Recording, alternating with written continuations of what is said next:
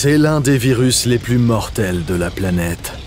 Il détruit silencieusement votre cerveau avant même que vous ne remarquiez avoir été infecté.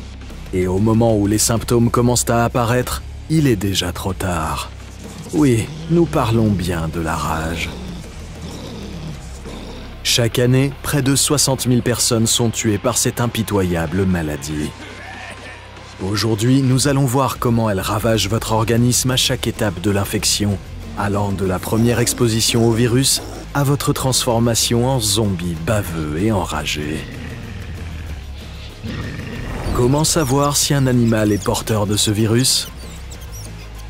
Une morsure d'animal enragé peut-elle vraiment vous faire mousser de la bouche?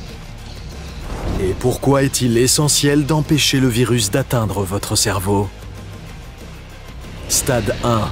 L'exposition. La rage est transmise par la salive d'animaux infectés et pénètre dans votre corps principalement par des plaies ouvertes qui résultent souvent de morsures. Elle peut également rentrer dans votre organisme par d'anciennes blessures non cicatrisées. On craint que dans de rares cas, on puisse être contaminé sans avoir été mordu. Environ 90% des cas de rage chez l'homme sont dus à des attaques de chiens. Mais des scientifiques de l'Université de Montréal ont découvert que des humains ont été infectés par la rage des chauves-souris sans avoir été mordus ou griffés. Comme la rage se développe dans leur système nerveux, les animaux qui en sont atteints vont radicalement changer de comportement. Ils deviennent plus agressifs, perdent le contrôle de certaines parties de leur corps, sont victimes de convulsions et de la tristement célèbre bave constante. C'est le virus qui prend le contrôle de l'organisme du porteur et le transforme en une marionnette qui transmettra cette maladie à un nouvel hôte en l'attaquant. Stade 2. L'incubation. Une fois que vous êtes infecté, le virus commence à se répliquer peu à peu. Mais ce processus est si lent que votre corps ne remarquera pas qu'il a été contaminé. Votre système immunitaire pense que tout va bien et ne fait aucun effort pour combattre le virus. Cela permet à la rage de se propager lentement et discrètement. C'est ce qu'on appelle la période d'incubation.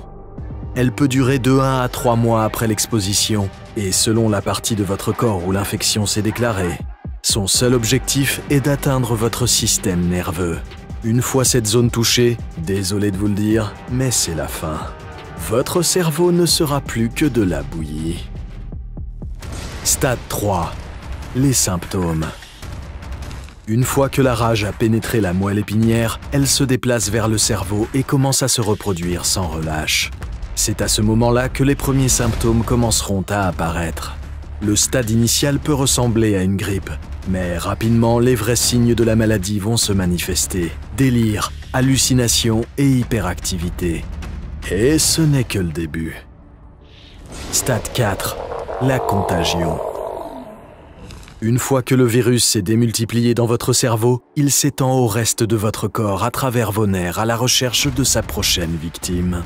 Il infecte vos glandes salivaires, provoquant un excès de bave infectée. Avaler ou boire sera presque impossible. La rage veut utiliser votre bouche comme transmetteur. À ce stade, les animaux enragés, dont vous faites partie, seront plus agressifs et enclins à mordre. C'est parce que vous n'avez plus beaucoup de temps. Après 2 jours d'état enragé, vous tomberez dans le coma et mourrez d'un dysfonctionnement des organes. Sans avoir reçu le vaccin, la rage est mortelle à 100%. Donc si un animal vous mord, informez-en les autorités sanitaires et consultez immédiatement un médecin. N'oubliez pas qu'une fois que la maladie atteint vos nerfs, c'en est fini. Si vous voulez savoir comment faire face à ce virus mortel, nous avons la vidéo qu'il vous faut ici sur Comment survivre.